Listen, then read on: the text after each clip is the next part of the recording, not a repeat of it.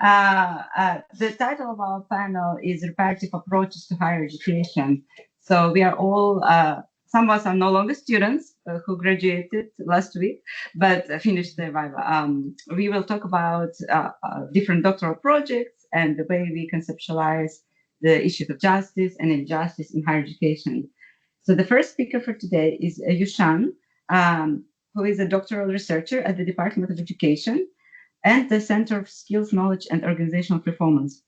She is also a doctoral teaching fellow at the department, which is very prestigious.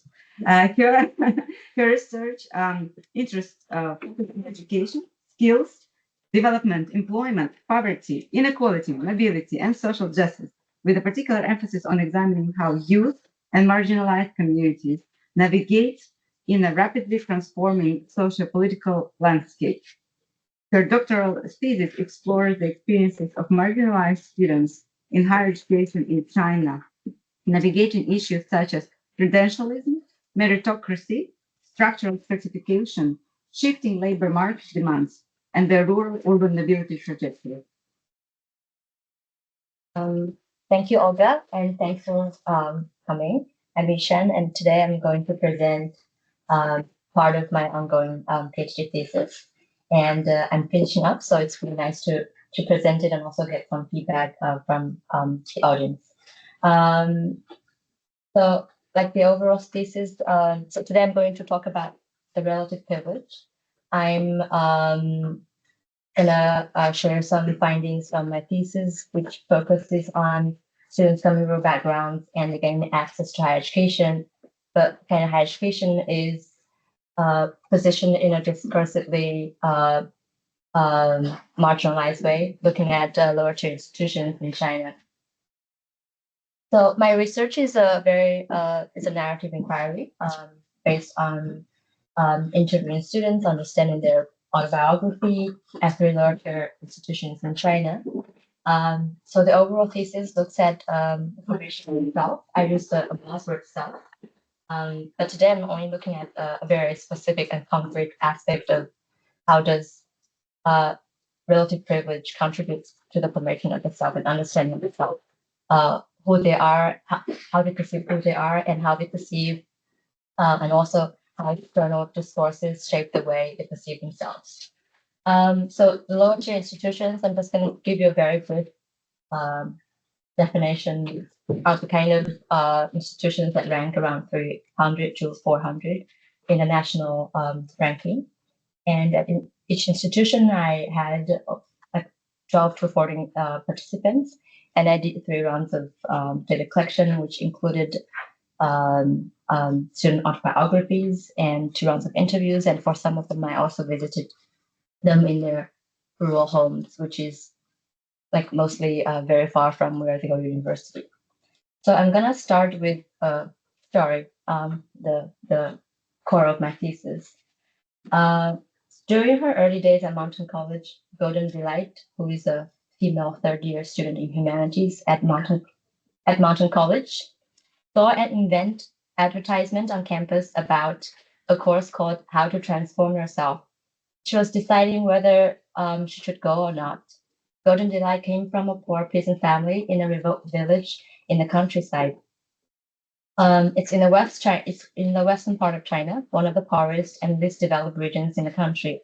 She was disappointed with her performance in a crucial exam, which led her to be moved from a top performing class to an average level 1 at a county school.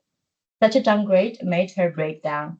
She attempted Gaokao, the college entrance exam, twice in a consecutive 2 years, and was eventually qualified for a lower tier public college, Mountain, which ranked around 400 in the national ranking, as I mentioned earlier. Though not ideal and often considered a lesser institution, she thought this was the best she could achieve. She was the first one in her family to go to higher education. As she started her journey, she was excited about the journey, but also shy and unsure. The course, How to Transform Yourself, offered by a private education company, intrigued her. She thought it was the perfect course she needed, a course that seemed to promise to help her to shed her shyness, to shed her not so good enough vibes, and overcome her limitations and build confidence.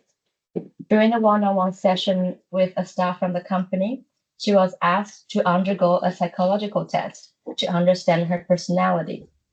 The results suggested that she aligns with an owl type, a personality type that indicates someone who may not initially seem to stand out, but possesses significant potential for growth and transformation. The staff emphasized that their courses were specifically tailored for students like her, and right on the spot, they urged her to pay a deposit of 2,000 yuan, which is around 220 pounds, but it's roughly 3 months of her living expenses. So, driven by her very strong desire to change, she paid without much hesitation. However, she soon realized the company was unreliable and possibly even deceptive. She never attended the course, and the company she never get her deposit back. She felt so embarrassed and cried so much when telling me the story during our first interview. It happened during lunchtime in the busiest hour in the cafeteria at Mountain College. Her sobbing was buried and unnoticed against the blend of humming, shuffling, chattering, and also constant noises around us. Coincidentally, another participant, Starry Night, who is a female third-year student in humanities at the same institution, also knew this company and had actually participated in one of their courses on public speaking. It was through Starry Night that I got to know the predatory nature and unethical, problematic methodologies of their courses. She said the whole thing was the weirdest experience she had never gone through. She said the whole thing, within that intense week, they were required to wake up around 6 in the morning and to practice and work until midnight.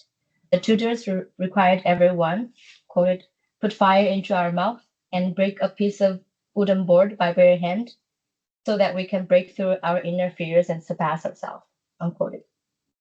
When she decided not to take any further courses because, it's odd and she found it problematic, and the company staff scolded her. The college you're attending is useless, and even if you get a postgraduate degree, it won't help at all. You would have more potential if you enroll in our future courses to study those topics and gain more experiences. Starry Night was deeply offended by her words and determined not to have any further interactions with them. She revealed that all the participants were students at colleges similar status like Mountain or even lesser institutions. Not even a single participant came from a first year or top tier universities. In hindsight, it might not have been a coincidence that both Golden Delight and Starry Night had become the target of this company. Unlike those who have made it into prestigious universities or high-ranking universities, what is the substance of the degrees as well as the experience within the lower tier institutions that exist quietly away from public awareness and scholarly attention? For those who already board the allegedly upward mobility vehicle, I wanted to disentangle the intricate relationships between their experiences within and with such higher education degree, the existence of relative privilege in tandem with their marginalized circumstances. The decision of my PhD to focus on student experiences at the lower tier of higher education hierarchy originated from the dissatisfaction, disagreement, and sometimes disappointment of my own, as well as that of others. It problematizes the ontological and axiological orientations embedded within a middle class, elite institution framework, and to a large extent consolidates the scholarly romance with the elite space and neglecting the rest. The story of seeking mobility, understanding structural inequality, and individual agency doesn't only appear under spotlight, but also exists in the masses, in the tens of millions of people, students pursuing higher education for a better life. And this kind of pursuit often happens in those non-prestigious and non-elite spaces. So the first kind of aspect of relative privilege I want to unpack is the notion between ubiquity and something rare. I can't pronounce the word. So the first aspect conferred by lower tier degree is the tension between ubiquity and rarity. The former indicates the norm of having a degree with the massification of higher education in a meritocratic and credential-driven society, while the latter represents something worth pursuing. A more advanced degree, greater prestige, and more privilege. Floating petal as many of those who are determined to pursue a postgraduate degree after their lower tier undergrad degree suggest they hope to replace their current ubiquitous status with something rare. She said, currently, I'm just an undergrad, and there are already so many undergrads out there. On top of that, I'm from an ordinary non-prestigious university, not even a good lower tier one. It's like among the already common, I'm on the weaker side, and that's why I want to improve myself. And another quote from Purple Reverie. He said, I'm an ordinary college student, and I asked, what do you mean by being ordinary?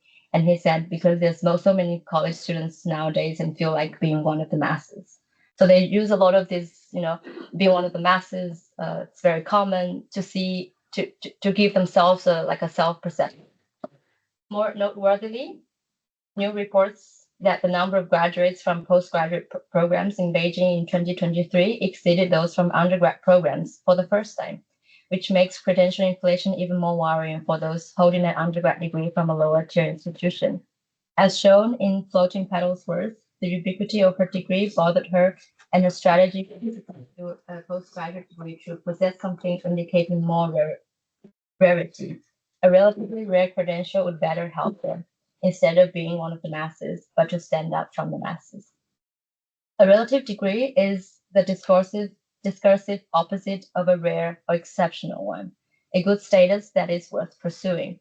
The tension between ubiquity and rarity is a response to the fixation on meritocracy and elitism, and the aspiration of being recognized and deserving in universities, in the job market, in society. The dissection of this relative privilege lies in its ubiquity, the indication of one's continuous, average, or even mediocre performance within a wider competition. It concerns the performative lived experiences of young people engaging with normalization of hegemonic promises about what one must embody to achieve and to be recognized and also to be validated. It's about pursuing a scale of memorable impacts that are approved by certain values and norms. And then I want to emphasize the next aspect of the paradoxical status of being relatively privileged is counterintuitively, this status also required a lot of efforts and persistence of these students.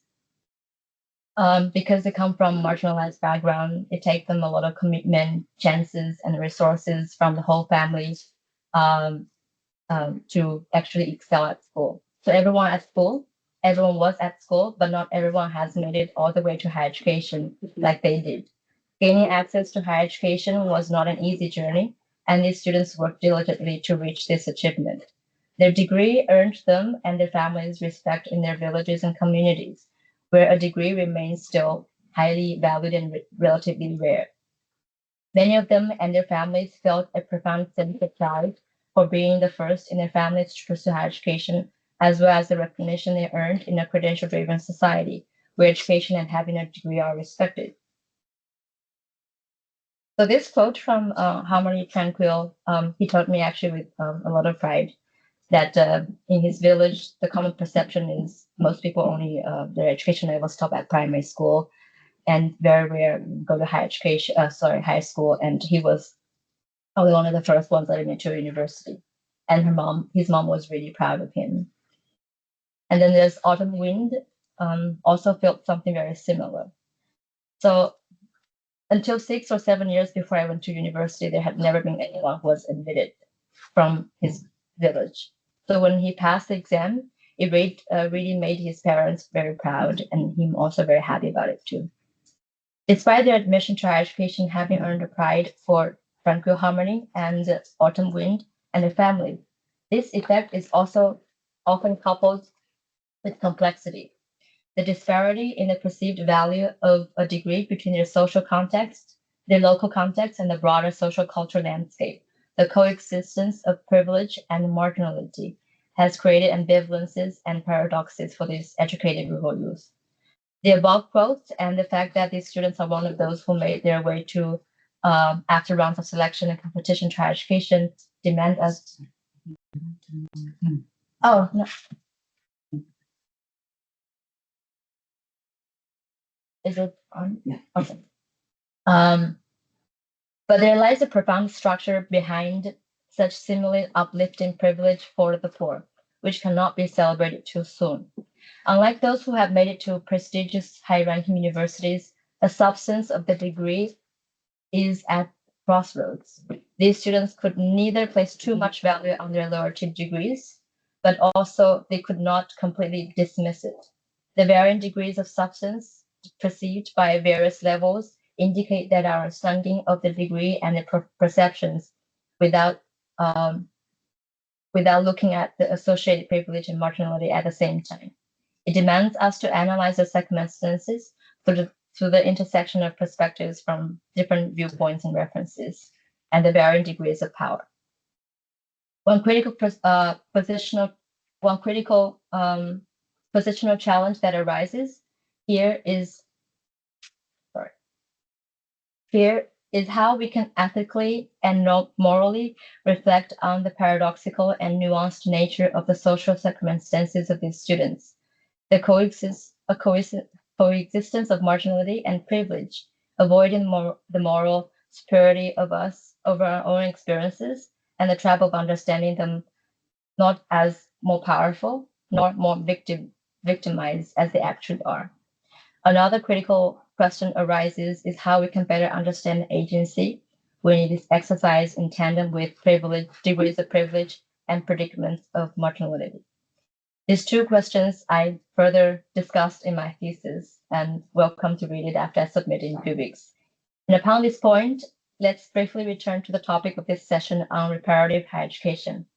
What is the significance of adopting such a small angle looking at students at lower tier institutions to shed light on repair? This reminds me of session yesterday about geopolitics, the more grand picture, and how the local particularities of my research and how they speak to each other. An inquiry into this uneven stratified student formative experience contests the universal understanding of higher education.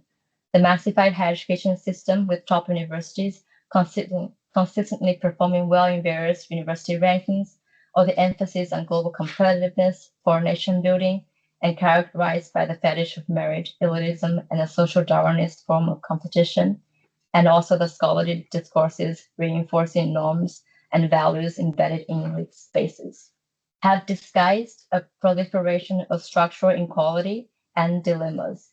This points to the epistemic justice and hierarchies embedded in the field of higher education. Then we may be, after hearing these stories, we may be drawn to the idea or the implications of call for a more formal social justice and equity for these students. But what does social justice and equity mean for these students? Are we trying to promote more fair access to prestigious university for all that, so that these marginalized students can replace their relative privilege with more privilege? Are we trying to make higher education a flattened system that weakens differentiation? This then further addresses the material, pedagogical, and epistemic approaches to reparations in education. These quick thought approaches risk oversimplifying and overlooking the complexity and inherence of conflict and ambiguity of justice and equity that attempt to address. By revealing the coexistence of privilege and marginality, the convergence of different forces and norms, when we think of social justice as grand abstract concepts, the tangible benefits or real-world implications of these ideals for certain groups of people, communities, and organizations become increasingly blurry and difficult to define, and sometimes even paradoxical. This caution is not meant to move away from ideals of social justice or equity, but to raise our awareness of new meaning and implications of social justice and equity that have become more complicated given the ambiguities and contradictory realities of individual exercising agency against, with, and within structure. That's the end of my presentation. Thank you.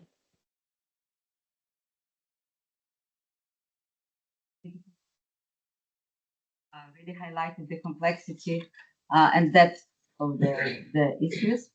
So our next speaker is Edward Penn, who Just share the screen. Yeah, just defended his PhD project. And his project explores the experiences of non-traditional students entering highly selected universities. And he previously studied in Cambridge and at UCL. And he also worked in outreach for the University of Cambridge and for the Causeway Education, a widening access charity. And he's proudly state school educated and a third generation graduate. You lifted that from the DTP website. Yes. Because I didn't get back to you in time. I prepared. Good. So thank you very much. Yeah, I've just finished my doctorate here in Oxford. So applied it a couple of weeks ago. So this is all still pretty fresh in my mind. I wouldn't consider myself overtly a reparative researcher, but what I'm trying to do here is present a kind of reparative lens on my project, because I think the outcomes and potential policy implications of the project do have pretty strong reparative overtones. I'm not going to present the entirety of the project, but instead I've kind of tried to sort of pull up some of the themes which I think speak to the reparative lens most fully. I've been asked to keep to 5 slides. I've actually got 7, but the first one is this, and the last one is just a QR code. But we also may have time because one speaker unfortunately couldn't join us. Yeah. So before I've kept those 5 slides to pretty much just kind of raw data, which I'm going to unpack for you.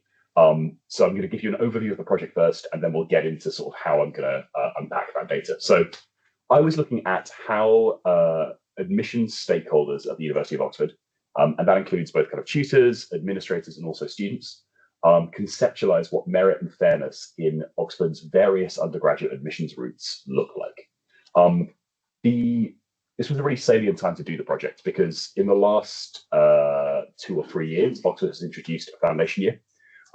So for those of you who aren't from the UK context, in the UK, foundation years have generally been used as a way for less selective institutions to increase the number of students they can reach by offering a kind of bridging course into undergraduate education, so a year 0. They've more recently been used as a way for more selective institutions to reach more disadvantaged students who may not have the kind of attained credentialized examination results to access them in the normal route. So they operate in kind of different ways for different parts of the sector. And for Oxford, it's very much the latter. So Oxford kind of came up with the idea of a foundation year in response to the UK regulators' urging of it to admit students from a more varied and diverse range of social and educational backgrounds. Essentially, Oxford hadn't made enough progress fast enough. So if you look at the number of free school meals eligible students, for example, who've been admitted to Oxford, that's been pretty flat for the last 5 to 6 years. There's a little spike around COVID. It's now dipped back down again. So you're looking at about 5 to 7% of Oxford's undergraduate population coming from a disadvantaged background. Other metrics have changed and have improved, but that kind of free school meals metric, which is the most telling, has remained really static. So the foundation year is a kind of institutional response to that problem. It's a way to access a group of people who are generally not going to be able to access Oxford because they don't have the prior attainment necessary to do so. So the introduction of this scheme is a really kind of a really salient moment to look at these kind of constructions of merit and fairness, which structure not just the foundation year, but also the more mainstream undergraduate admissions routes. How are admission stakeholders conceptualizing what merit means and what a fair decision would look like, given the impact of context on prior attainment? So what I wanted to do was kind of figure out what was happening here. Does the introduction of the foundation year change things? Is it completely siloed off? For some people, yes, that is the answer. But also kind of within the mainstream round, how is this process impacting the way people conceptualize the links between context, merit, fairness? I used a case study approach. So I used a blend of semi-structured interviews, which were my kind of primary data production method, supplemented with 22 observations of foundation year planning meetings. And I also analyzed 146 documents, which I gathered from across the University of Oxford and its various kind of collegiate websites. I conducted 75 interviews with 50 participants.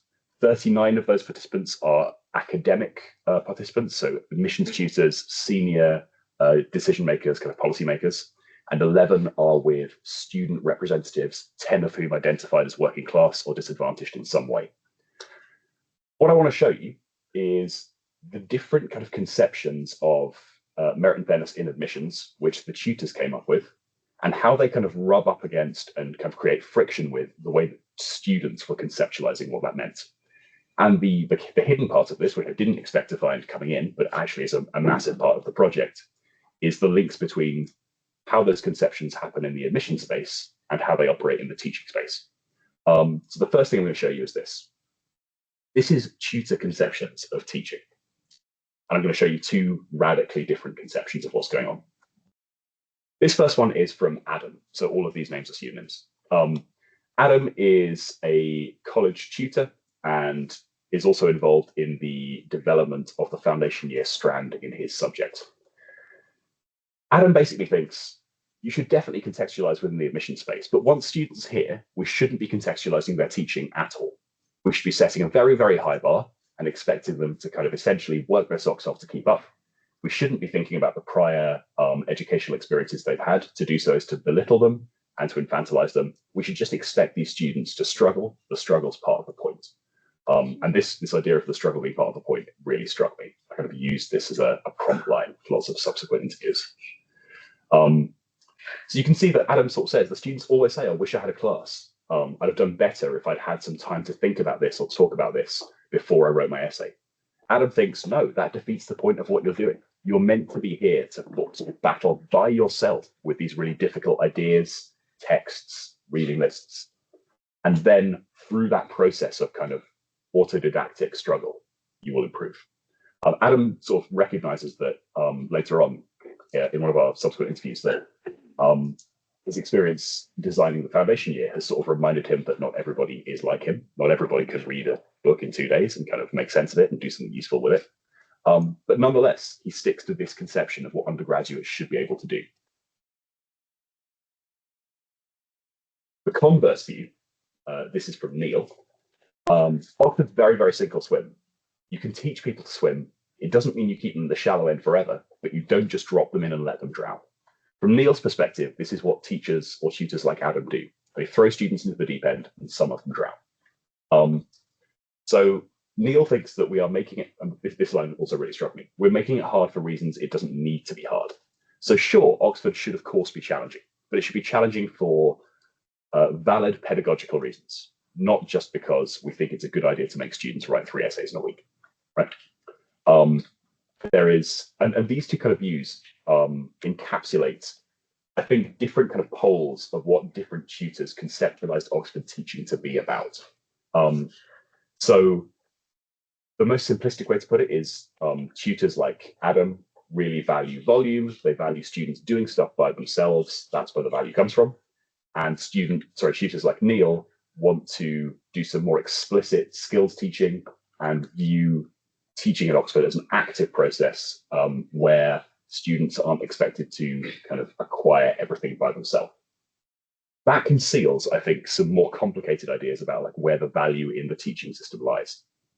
I have another participant called Kevin, who really pushes back against the idea of explicit skills teaching, not because he doesn't think it's valuable, but because he thinks it compromises the integrity of the tutorial system. Adam also talks in other places about the idea of the tutorial system, just this very kind of small group teaching space which we use in Oxford, as a place which is not equal but equitable. Everybody has a valid claim to speak, and even though the tutor obviously has more knowledge and experience, the student should be engaged in this kind of equitable discourse about the topic that you're covering. And if you do too much teaching, too much active teaching around that, you damage that relationship. Neil's view is obviously that this inevitably excludes some people from the discussion altogether.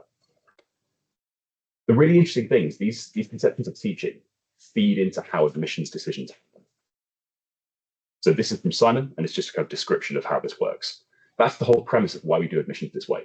It's the reason admissions is college-based. In Oxford, essentially, for undergraduates, college tutors make decisions about who's admitted. So you apply to a college, and the tutors at that college decide if you get a place, and they are then responsible for teaching you. So your conception of how teaching should look obviously feeds through into your conception of what we should be doing in admissions. And if you're somebody like Adam, so Adam is quite a rare case in that he wants to do some quite overt contextualization, thinking about social background and the impact that's had on attainment in the admissions process, but he doesn't want to do that in teaching. For most people, if they have a pretty autodidactic, hands-off approach to teaching, they're more likely to think about admissions as an exercise in creaming off people who can already do really well by themselves, right? So we get to this. This is a description of this problem by Rob, another participant. He isn't subscribed to this view, but he's describing his colleagues. Undergraduate teaching is a bit of a nuisance. They'd rather not have to make allowances for students that don't have the same readily available tools for cognition, but most middle-class privileged young people often. They don't want to they don't want to be in the position where you can't assume you can give someone a problem sheet, walk away, and have it beautifully completed within 24 to 48 hours.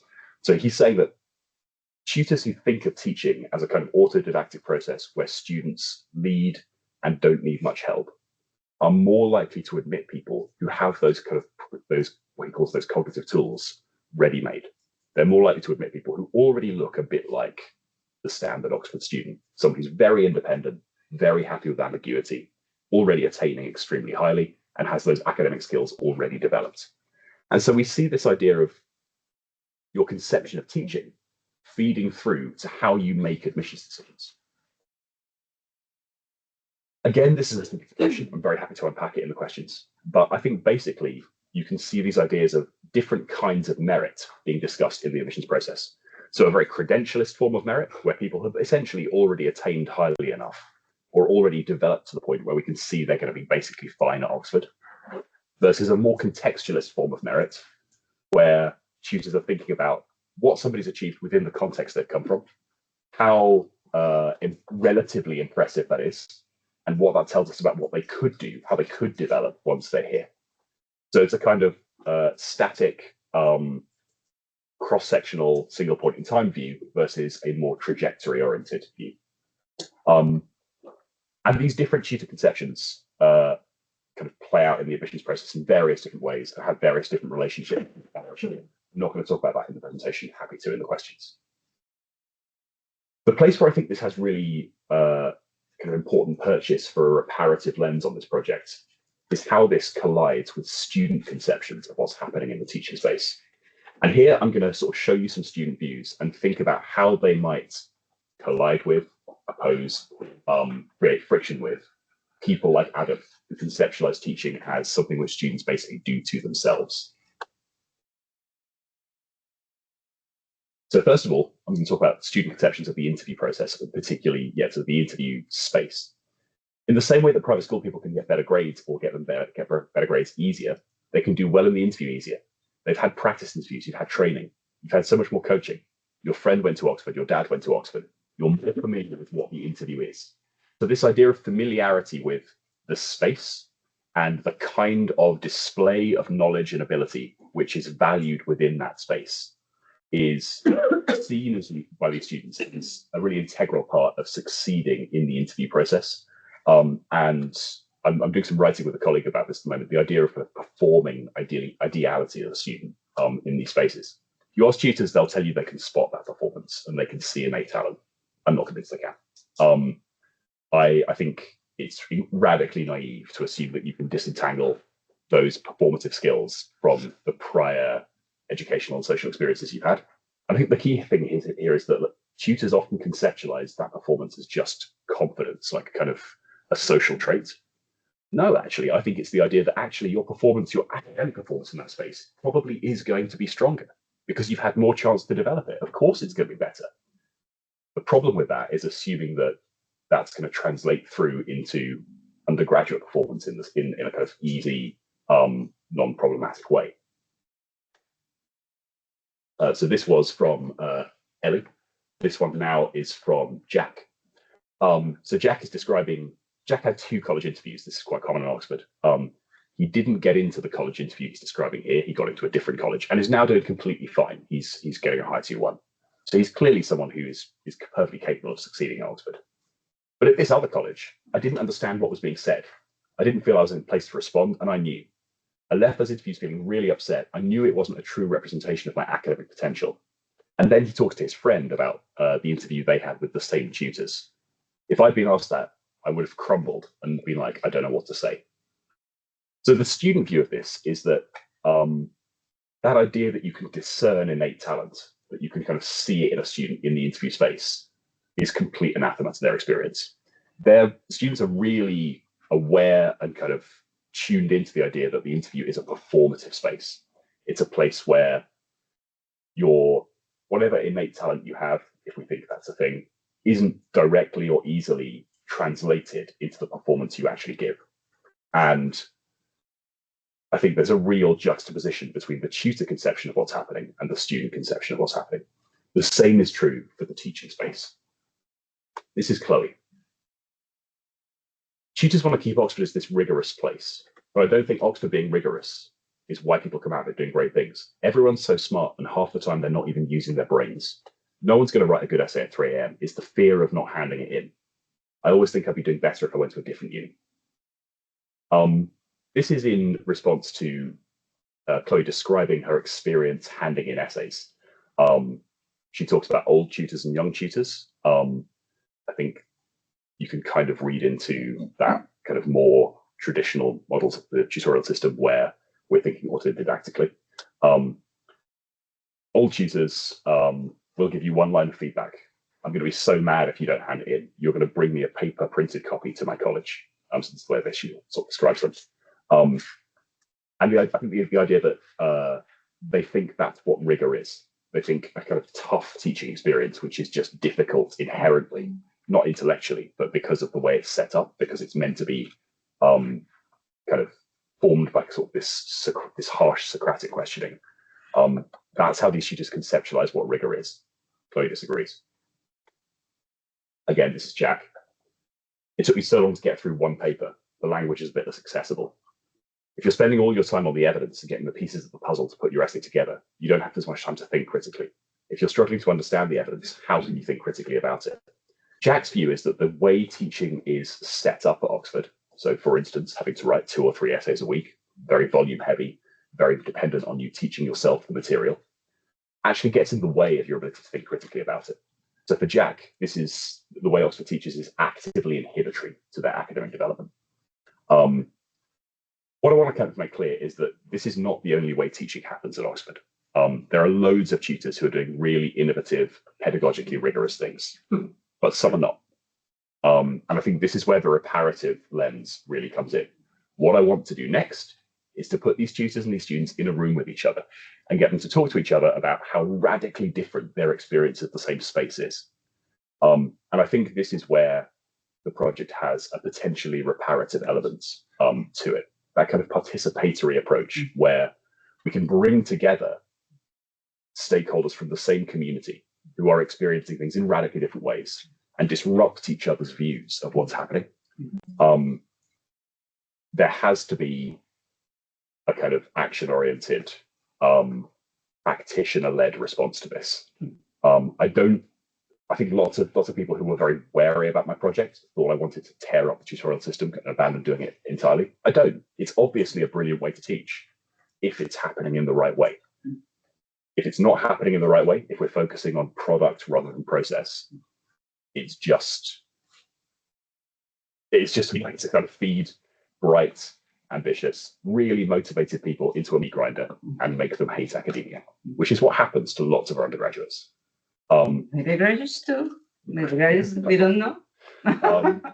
So yeah, the reparative outcome of this is the idea of putting these people in a room together, doing some co-analysis, doing some kind of diffractive analysis, and getting them to talk to each other in a quite a sharp and disruptive way about the different ways they are experiencing the spaces that we create at Oxford. Very happy to take questions afterwards. Thanks very much. And this is the first paper, which is out there. Fantastic. Fantastic.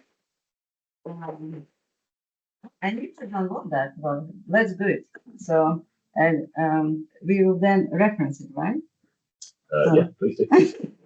So, but I hope you had a chance to take a photo of it. I'll now be turning on my slide, and I think it's actually very interesting how do I share my screen? You know, population.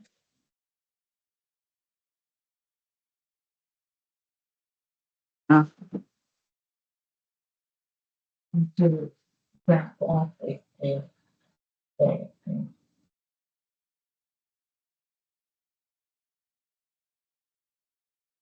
Have to quit and reopen. Okay, I'll quit and reopen. I did research in an authoritarian context. That's why I have extra protections to access to my computer. So now is it better? No, Yeah. not yet. Please. I don't think you joined the meeting. I have to rejoin the meeting. And I You go back. Yeah. Maybe I see. All right. Go to team. You can send it to me. I'll share it for you. Yeah. Yeah. Let's see the Maybe this one. No? Do you mind if I share it? Yeah. Sorry for the. Maybe you can answer a few questions now if you want. Yeah. Does anybody have any questions for either Yushan or I? While we sort those out. If I come to you first, and then You go first. Yeah, I like to congratulate you both. I think what you're doing is so important in thinking how we make this space more welcoming to a wider variety of people. I've been working with the Brazilian context, and it's always been the case in Brazil that you didn't have enough spots in higher education to all who wanted to go. But now we are in this junction where we actually created the spaces and young people don't want to go there, which is odd because you would think they even have the installed capacity and resources, which really makes you think that this place is coveted by so many people, but it's also very hostile to a lot of people. But it's a very stylish form of, well, violence, we could say. And I really liked what those of you brought to this, because at the same time that there is this still in our minds of, you go to university and you get a better position, there's also the fact that the struggle is different. It's a different struggle. And I think when you talk about putting people that think a bit differently in the same room, I think that's the way to say it's not that we want to bash the whole system and say, this is oppressive, we don't want to do it. But how do we make it welcoming and meaningful to a wider variety of people? I remember when I went to uni back in Brazil, I had this fight with my parents, so I had to work. And professors would say, well, you and your family have to understand that this is the most important thing you do with your life now, so you shouldn't be working. And you go like, okay, but given that a lot of people do have to go, the struggles are different. So if you have people here that are coming from a supportive family, then they can have this kind of struggle. But if you're already struggling with a lot of people with a lot of things that your fellow students, your peers, your tutors don't have any idea what they are, this too is an opportunity for them to learn where you're coming from. So I really like what you bring in with the relational aspect of it, because if we're all doing our thing in an isolated way, we're being autonomous and independent, we lose a chance to realize what it actually is to live in the world. And this is a place in the world. It's not a place isolated from the world, but it's a place where you have different struggles, and those struggles are tense. And to pretend otherwise, it's very convenient and very complicit. So I like the reparative aspect of it in that, well, let's look at tension and let's look at privilege, let's look at marginality and what it means for different people coming to these spaces. So I guess it's not questions, more to say. Thank you. Thank you so much. Because initially I was feeling a bit bad. I felt like I a little bit imposed the reparative framework on the two speakers, because we are trying to think of the ways of not only discussing injustices, but also trying to understand the complexities and multiple interpretations from student perspective, but also the professors. So transitioning to my project, I will set a timer for myself as well. my project is a little bit different. I think it brings it to a meta level, epistemic level of thinking about repair. The title for today is Grieving and Repairing with the Step, Interpreting Step Temporalities, Modernities, and Epistemologies in Higher Education. On the photo, you see the steppe tulips that are blossoming now in Kazakhstan. This photo was taken by my grandmother in Kazakhstan, actually. The steppe tulips look very different from the tulips you are aware of. They look more like daisies. They're very small because they live in very harsh conditions. It's very cold and it's very windy. So that's why they're very small. They're tiny, they pop out, and then they go back to the grass to survive. So why I'm thinking about epistemic injustice and developing reparative approaches epistemically to the way we think about higher education. I guess that's what I'm trying to talk about today. I will not talk about my PhD research directly. I do PhD for publications. I'll talk about one of my publications. So I started thinking about epistemic injustice in 2019. And I wrote a little paper on conceptualizing testimonial epistemic injustice in internationalizing humanities and social sciences in Kazakhstan. I was trying to see whether, when academics from Kazakhstan, where the main language is Kazakh and Russian, whether they face difficulties in publishing international. So the lens for that was epistemic injustice. It's a very popular lens in social epistemology developed by Miranda Fricker, who talks about testimonial injustice and hermeneutical epistemic injustice. Testimonial injustice happens on a personal level. Let's say, I will not believe what Ed says. I'll think, well, he's too young. How can he know so much about the theory, right? I have prejudice based on my stereotypes, not on Ed's knowledge. So this is testimonial injustice. And I was thinking whether academics actually face that injustice linguistically or through the accent or through the language. I think I face that injustice sometimes because of my accent. And hermeneutical injustice is when there is a concept of, there is a pool, collective epistemic pool of concepts that we work with. Let's say higher education researchers, we have popular concepts, agency, self-formation, decolonization. But when there is a gap in concepts and we don't know how to describe something that we are experiencing, then there is an injustice, hermeneutical injustice. For example, an example she gives in her book is, let's say, women a lot didn't know how to talk about harassment because there was no word harassment as we know it. So they knew something was wrong, but they didn't know how to describe it. So I was trying to describe epistemic injustice for a good 2 years or so. And then I realized that I think I understand the problem. We do lack conceptual diversity. There's a lot of good work about that from Alice Onsha, from Shinshu, right, about epistemic diversity in higher education research. And I was thinking, how about then I write about a non-Western concept that we can use in redefining the way we think about higher education. So I wrote a chapter on rethinking the global public good in Korea as jong. So I sadly do not have a QR code. I'm not that advanced how to link it, but I took this book is available downstairs, The Changing Higher Education in East Asia. And the concept of jong is very similar to the concept of Ubuntu, Buen Vivir, and a range of other non-Western philosophies of thinking about the world beyond human, but also in non-extractivist ways. So we wrote with my colleague, Yushan Min, and this chapter was published in the book.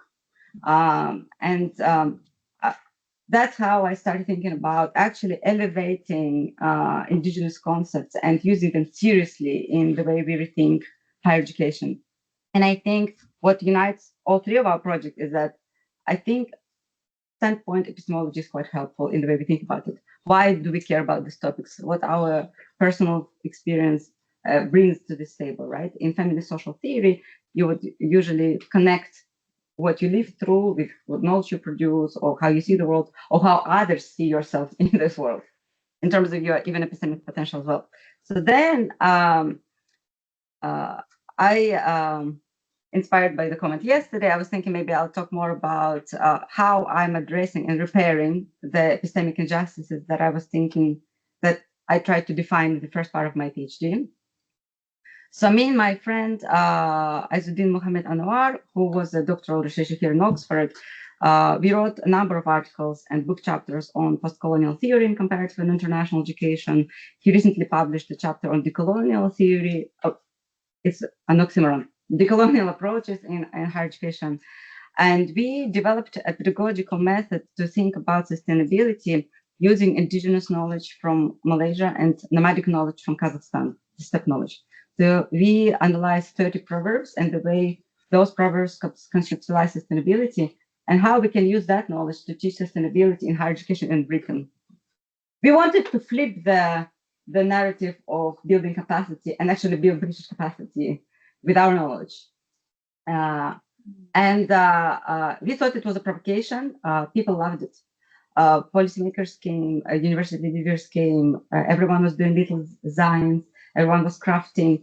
And I felt like, maybe for Ed, like I felt like that space created a space to talk between students and high-level directors. And they really talked about the problems in a very non-kind of, they didn't feel stressed. They found it therapeutic, like to craft with the proverbs, to think about sustainability. And maybe it was kind of reparative as well in a way for them.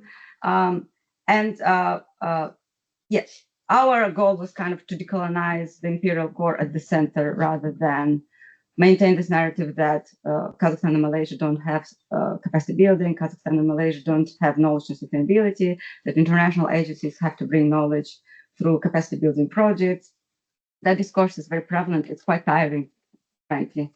I spent the last 10 years thinking about that discourse, and that's why I thought maybe it's time to move on and think about reparative approaches too. And next month, my article is coming out on 2 more reparative concepts of Jong and Asar. In the way, one of the cases is how we can use these 2 concepts in rethinking neoliberal academia. It's an ambitious project. It's creative, a bit speculative, but quite exciting. It's for a reason that's published not in a higher education journal, but in a feminist journal. We are very excited to be part of that conversation.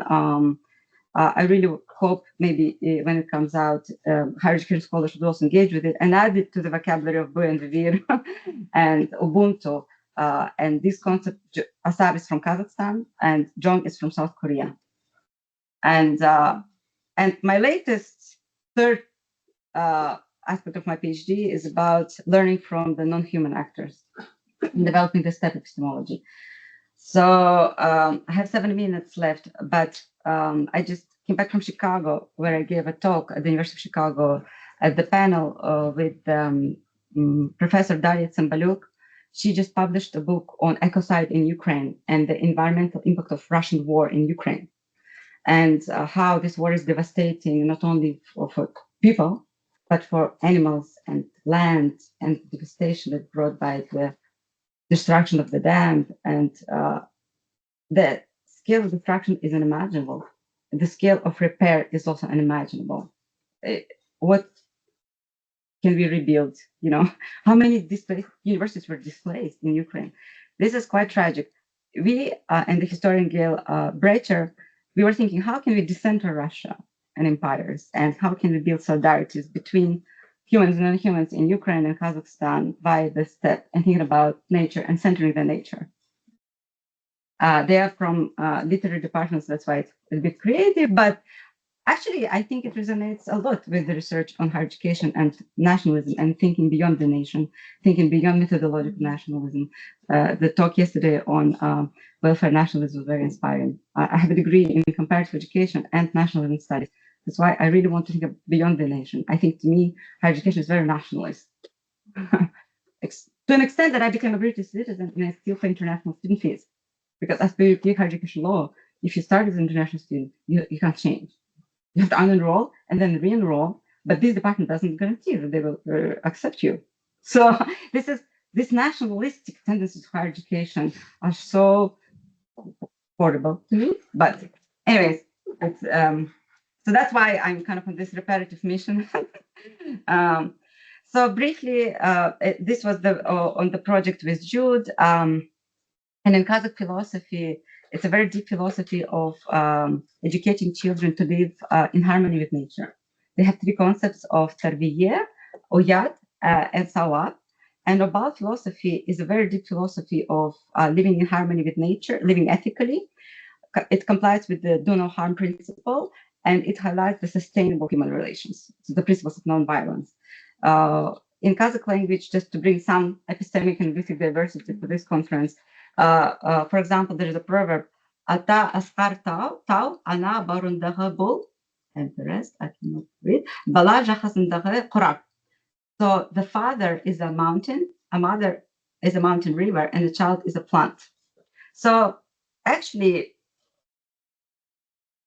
we argue in our new paper that the Anthropocene in Kazakhstan was started by the Soviet Union and the Russian Empire from the explosions at the Simflatsinsk nuclear testing site and with the start of the modernity project. Before people, we don't want to romanticize it. Obviously, there were wars, conflicts, and violence in the steppe in Kazakhstan, but there were other ways of living with nature in less extractive space. So we developed a zine. It's actually publicly available and it's free. You can use it to teach sustainability using Kazakh and Malaysian proverbs. It's free for download online. I don't have time to talk about it today. I have 3 minutes left, so maybe I'll skip this part as well. But now I'm on this meta-reparative projects to rethink the way we work in higher education, but also individually, I also rethink my relationship to temporalities, times, and steps.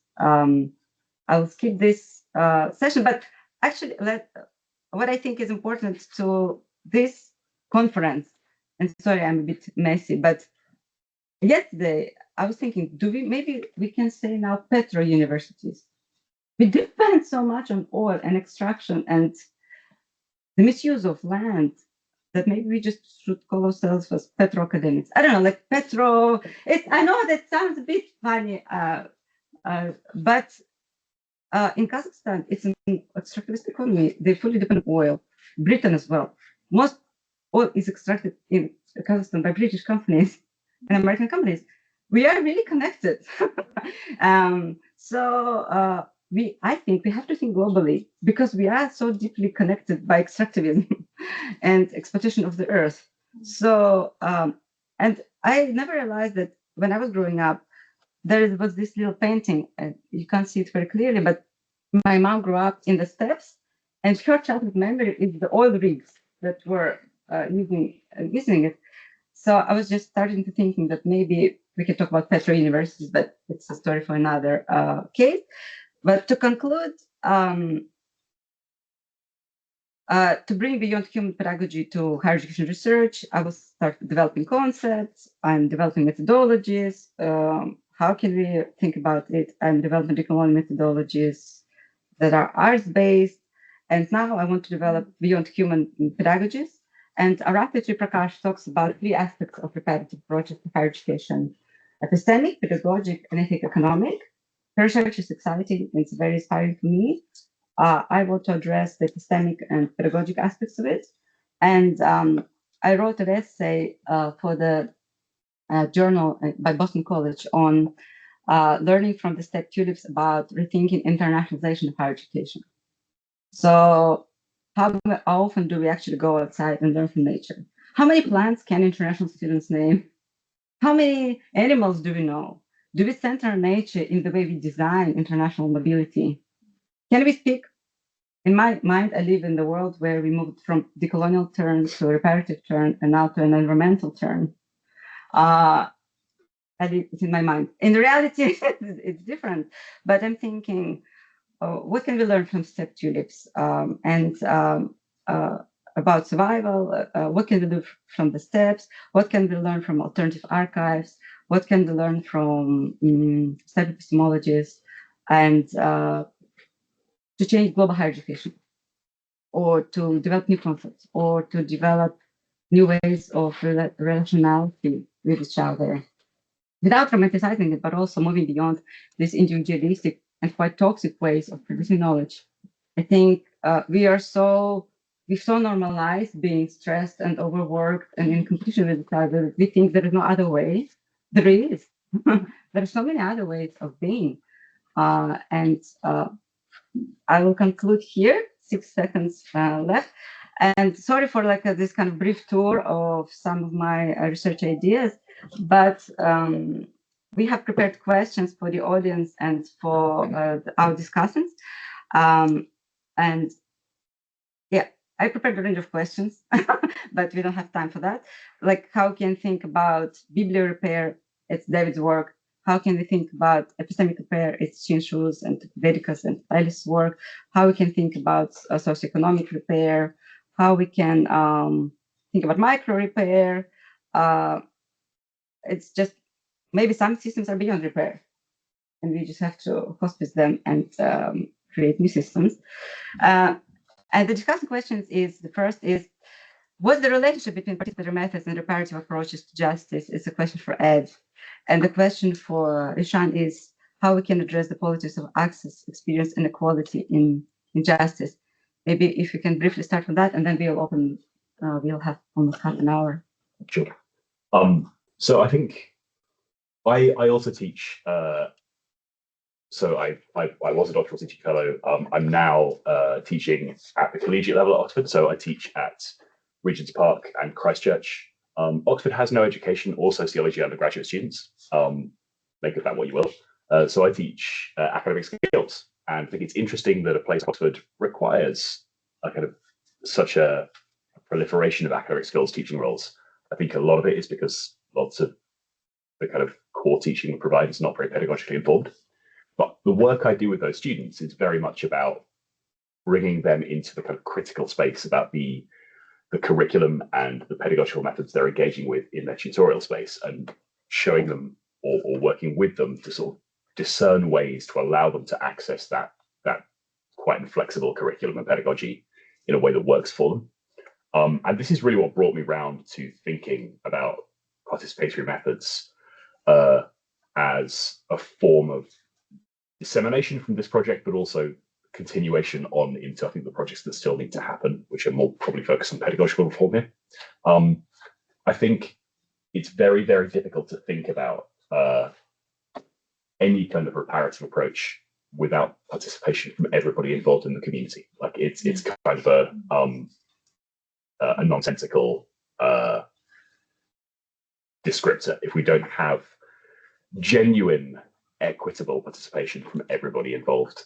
And we talked I think in the opening plenary yesterday about like the idea of like, well, not everything in HE is always student centered. A lot of what we do is about research. A lot of what we do is about like, local economies. A lot of what we, you know, it's not all about the student, but actually, I thought the points raised that like not every university is in a position to do all the things we might want to do from a kind of epistemic justice point of view.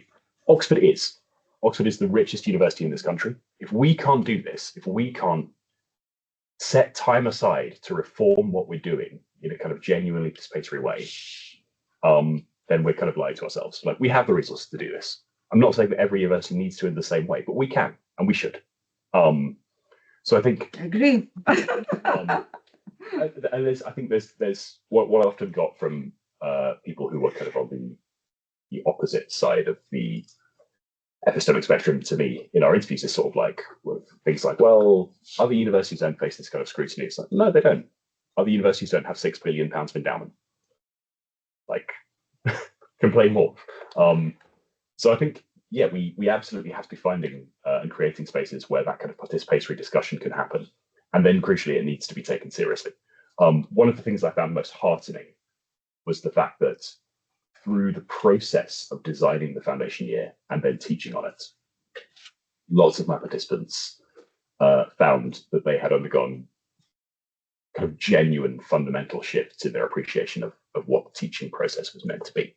So lots of them came to it because they were already interested in pedagogy. They were already doing great stuff and they wanted a chance to do this in a more radical way. Others said, actually, it's completely torn up the definition of what undergraduate teaching should be.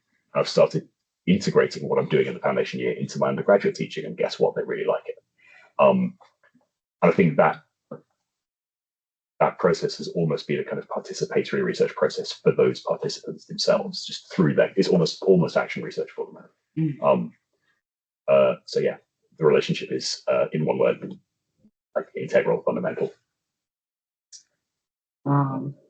Very interesting observation, and I think maybe it's this perceived fear of losing a prestige or privileges. And when you're afraid of losing privileges, you think maybe then we will lose it. But I think what your project does is actually trying to make Oxford sustainable and inclusive for the long term. If you want your students to succeed and the university to succeed, it's student-centered. And Yushan. So this is a very big and ambitious question, but I just try to maybe like address it from my research and also what has been presented previously by all three of us. I think there's a very very big contrast between, for example, my research context and Ed's research context and what has been the kind of findings. So I think in Ed's context, there's a lot of power, prestige, and also significance of the institution. So teachers have powers, administrators have powers, and they define what is seen as good, what is seen as worth pursuing. Whereas in my context, like the role of institutions, the teachers and people involved, they're kind of in a very ambivalent space. So you see this a lot of tension between students and teachers and institution, not because they exert a lot of influence around how to define language, how to define, I don't know, prestige. It's more about I don't want to be in here because this is good enough for me, or I don't really recognize my institution doesn't recognize me. So there's a lot of tension between, because this is a very, very, very, how to say, messy place that no one is here to define what is authority, what is prestige. And then you also see, for example, in the context I work with, teaching and learning is not really a big thing. It's not really emphasized. It's more about going there. We finish this 4 years and then we have a degree and then we go to the job market. So cheating in exam is not very common, but it's seen as, students report to me, complain about it. And also say teachers are not really, they don't really care much. It's more about, okay, we finish this, we get this down. And even being recognized by the institutional criteria, you see. So I try to define this concept of drifting, students drifting in between different systems. So even being an outstanding student, winning award, scholarship in the institution, for them is not enough, because what is recognized by the institution doesn't carry more weight when they finish their degree, when they go to the job market. So I think I talked a lot, but what I want to say is their negotiation between different systems and the role of higher education, the degree, is not as important as what is seen outside of the institution. So social expectations, hierarchies of different kinds of institutions, and also neoliberalism position them as someone who always needs improvement and optimization because of this lower tier status of the degree. And another thing I want to talk about, the politics of access, experience, equity, and justice, is, as I mentioned earlier, like this very complex relationships of students, people involved in higher education and institutions, and also what is beyond the higher education system. I think it's very important to address that. And why I want to look at this space is also because a lot of literature focuses on student mobility or student experiences. It's always I don't know, it's like most of them are elite spaces, prestigious universities. I'm not saying they're not valid or they're not valuable, but we don't conflate, this overall collective discourses, scholarly discourses with individual research. But we need to really know, what is the reality of higher institution, the stratifications, and also the powers beyond higher education and how that shape our understanding of it. I think I'll just stop here. Yeah. I'm like a 3-in-1 chair discussant and consultant, but I think your project is about the majority of the world. The majority of the world are not based at elite institutions. The majority of the world do not go to Oxford. The majority of the world live in China and India, right? So I think this is kind of, most students are not mobile, right? So let's collect 3 questions, 1, 2, 3, and then we'll collect 3 more. Well, I'm just thinking, coming from Denmark, coming from a not particularly high-ranking university, not that we care, we are possibly one of the universities, this is Aalborg, raising most people from non-academic backgrounds. And I would scratch the Oxford model, because I'm thinking, well, we do problem-based learning. We teach students to work in groups. We teach them to do their own research. We teach them the methodology. And I'm kind of thinking, my students, what would they use? The ability to write 3 papers a week and do their own, these are good potential teachers. They're going out to work in international relations. I'm sorry, but I've been at several places. I studied at Copenhagen. I've been at Aarhus. I've been at Glasgow. Thank God I was at Glasgow before they were doing excellence. I was there when they were local university for Glaswegian students. And I'm kind of thinking, well, this whole prestige thing, well, excuse me, but what are these graduates?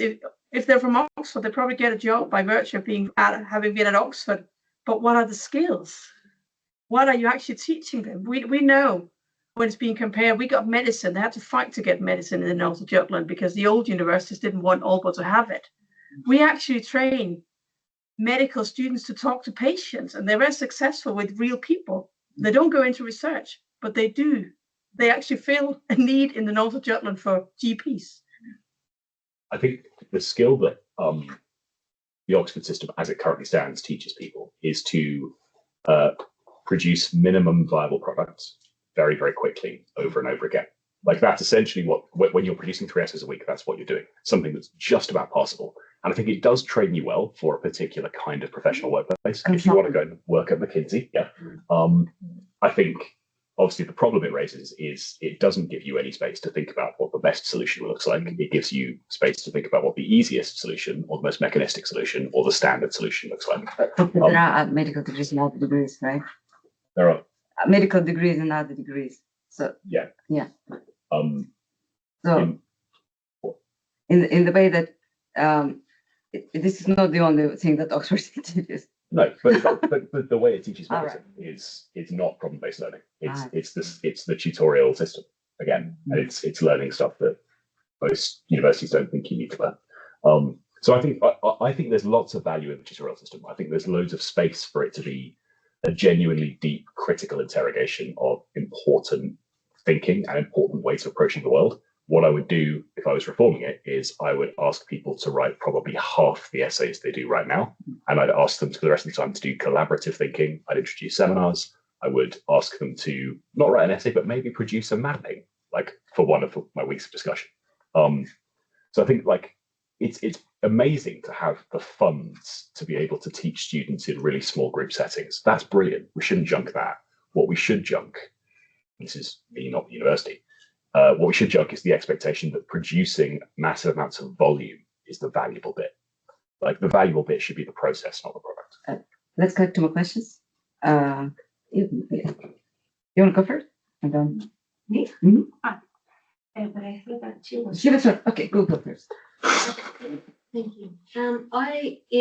I've taught in 2 countries, Australia and Canada. In Australia, I taught in the most working class university and the most elite university. And in Canada, I taught at the University of Toronto, which is the most elite. And it strikes me that when you have the majority of your students from non-traditional backgrounds, you have to implement institution-wide processes and practices and pedagogies to engage those students. When you're an elite institution, you're able to develop specific little niche programs and say, this is how we are meeting our diversity requirements and how we're reaching out to people from non-traditional backgrounds. The University of Toronto, I can say this because I'm not there now, at the University of Toronto, they had one tiny little access program for college graduates. So they have the equivalent of further education colleges or community colleges. It was a Rolls Royce program. It was gold. It was wrapped in gold. They threw a ton of money at it.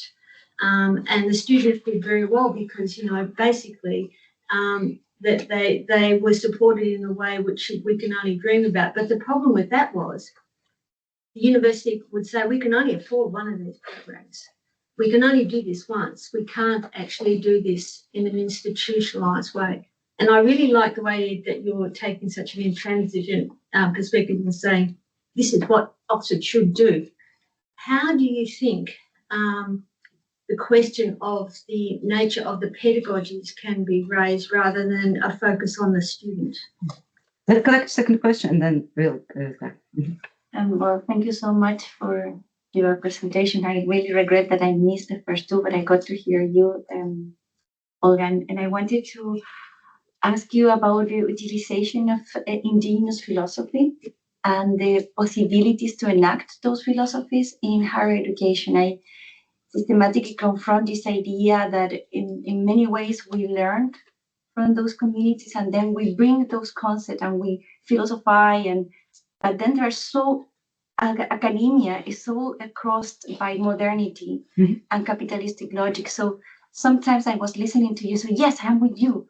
But my other side said, okay, but in what way we guarantee that we are not going to extract and maybe create conditions and experiences that later on will get empty. I'm thinking of the colonial term, for instance, that today is a concept that its meaning has lose a lot of turned to the decolonial bandwagon and then co-opted. Yes. Shall we collect a third question for Yushan, perhaps, if somebody has a question specifically for Yushan?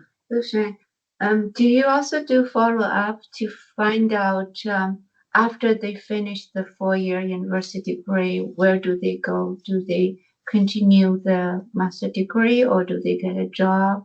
And what kind of employment? And how does that impact their identity? Maybe it's interesting.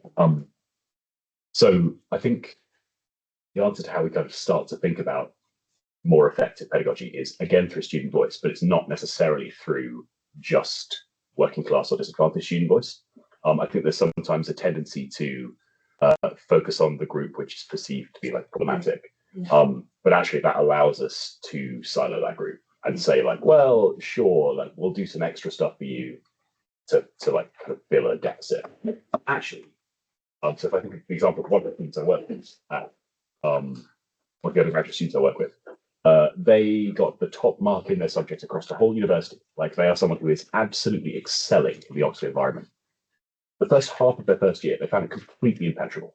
Like it's not working even for the students we think of as exceptional. And that's the key message. It's they're doing incredibly well because they're really, really talented. Like, yeah, you've selected the highest achieving group of students in the country. Of course they're doing well. They're not doing well because of what you're doing with them. They're already really resilient. They're already really motivated. And they are finding ways to work through this system, which gets in the way of them enjoying their subject and doing the thing they actually came here and thought they would do, which is expand their kind of understanding their knowledge and ask themselves critical, hard questions.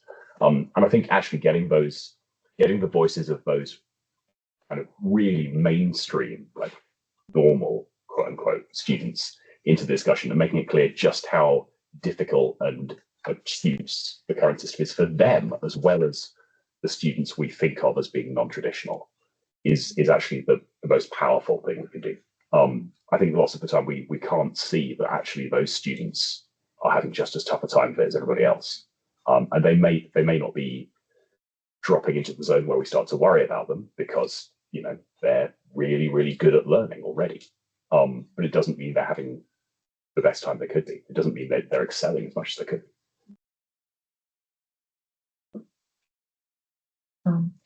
Thank you for the question. So talking about their graduate outcomes, I think it's something that's worth mentioning. Maybe before that is when I was at the field or something I wrote in my thesis, very striking to notice for almost 40% of them, they told me that they want to pursue a postgraduate degree, even for those who just started their first year. And they're so fresh because they really have this very strong desire to, let's say, get rid of this lower tier kind of status for the degree so that they want something to replace that so they can boost their profile. But you know, a lot of them, they change their mind and they pursue other paths for graduate outcome. And then talking about the exact outcome, a lot of them, they did find jobs, and very few of them, they did carry on with pursuing a postgraduate degree. And I think there's few of them they did succeed in those exams, but there's also quite a lot of them who are very determined to make a second attempt because they failed the first one. And it's also very interesting to note just that a lot of them they were already mentally prepared for this repetition of taking exams, either for, let's say, postgraduate exams or for other kind of tenure positions like government job or whatever. So what I'm trying to say here is in my thesis, I'm trying to see, this affective or this emotional attachment to hope, or maybe you read something about Berland, about cruel optimism, this prolonged process of waiting, investing, and also pondering, when the return of my degree would come to me. Is it right after my program? Is it, I invest in another degree, or is it I invest another 2 or 3 years taking repeated exams? So I really like this, I think it's really interesting to see they are kind of very used to. I just keep striving on this path for mobility. For them, it's a very enabling process because it's what they're pursuing. Change the fate of their life, moving out of the rural and poverty areas. But it's also very constraining because they're also exploiting their efforts and their hope and optimism in life, because this kind of prolonged process, you don't know when it's gonna come to an end. Thank you. I think to respond to your question, as yesterday there was a session by Tristan McCowan, and he wrote a new book on higher education and climate change, and he talks about the spectrum of reform, potential reform, from embedding changing curriculum, looking at conservation initiatives. There is a project on ecoversities that are decentralized universities that address climate change. They don't give diplomas. It's a very fantastic way to actually think about education if you're like a true educator, right? Not a credentialist. But I believe in a world where I do not support radical. Well, actually, I do and don't support radical, maybe radical kindness, and something like. I think if we completely, let's say, abolish the university as we know it, to me, it's also unsustainable. People will lose a lot of jobs. We will lose a lot of knowledge. We will lose some systems that marginalized students can clearly benefit from too, right? So I think indigenous knowledge has to be protected in the communities where it lives, to begin with, by protecting indigenous people, but also I think we can learn from it in the classroom, pedagogically as well. And at least for me, the reparative concept is, if I think about radical change, I lose hope. But maybe if we start teaching it in our classrooms, in our universities, people know more about other ways of living more sustainably, taking this knowledge seriously, respecting the knowledges that come from the global majority, rather than seeing Oxford graduates as saviors of the global majority. It's quite frankly also a problem very frequently, not the solution, or both, right? It could be both.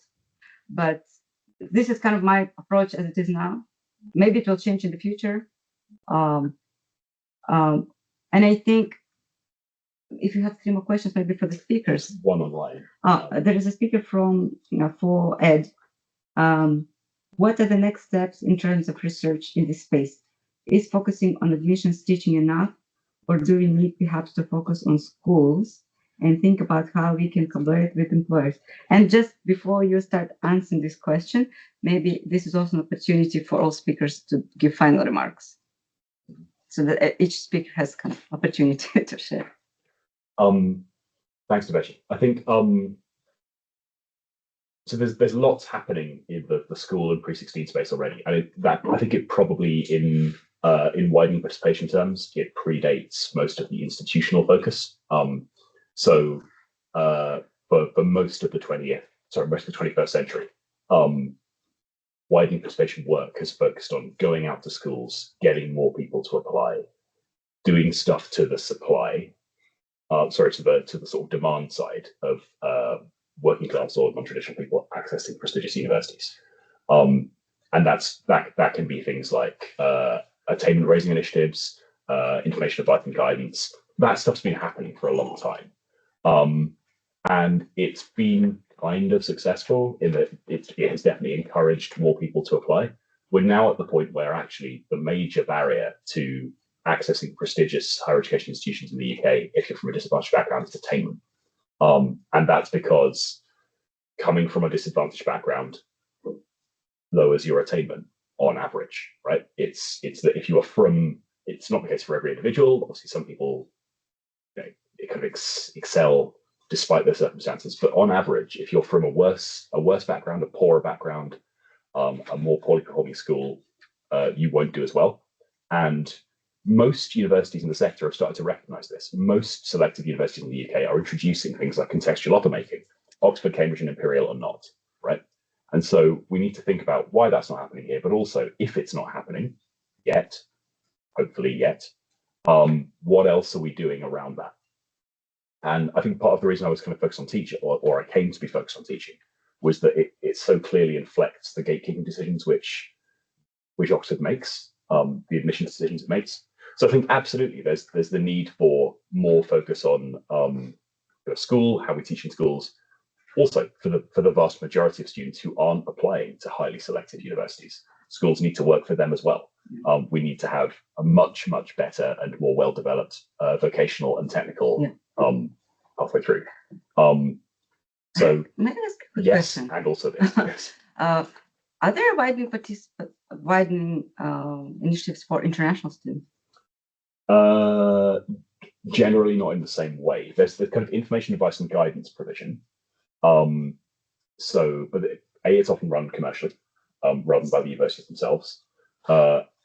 The university itself only addresses national students, right? Yeah, and that's part national. That's partly because that's all the regulator asks them to do. But there are also, I think, a lot of it is around funding. Like the undergraduate fees are so high that if you are able to access a place like Oxford as an international student, you're probably incredibly advantaged within your home context anyway. So they don't see it. Well, you take a lot of loans. Sorry? Well, you take a lot of loans. Well, but whether you're taking £50,000 worth of loans to access per year, undergraduate, so it's a much international space is much more complex, I think, from a justice perspective. They're starting to do work around it in the graduate space because obviously the graduate space is much more international anyway.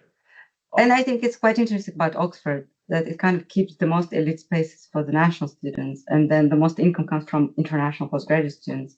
So you can clearly see how actually international students are cross-subsidizing British higher education substantially. It's a top 3 contributor to British economy. International education is the new oil, is the title of my new book. So, but Yushan, so it's the, do you have a question for Yushan?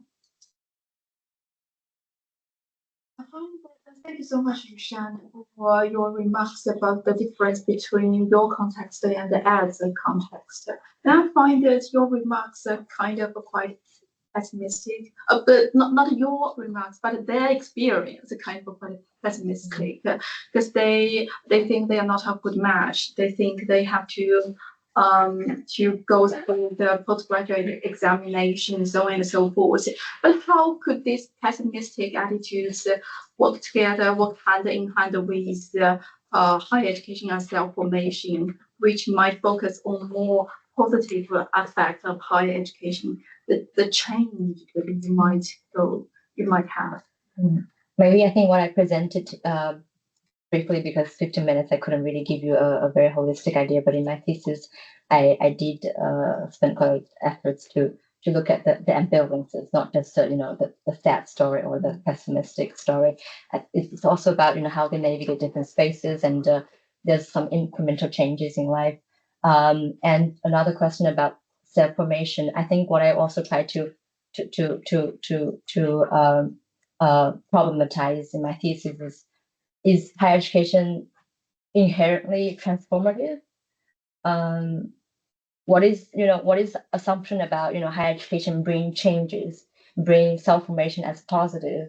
I think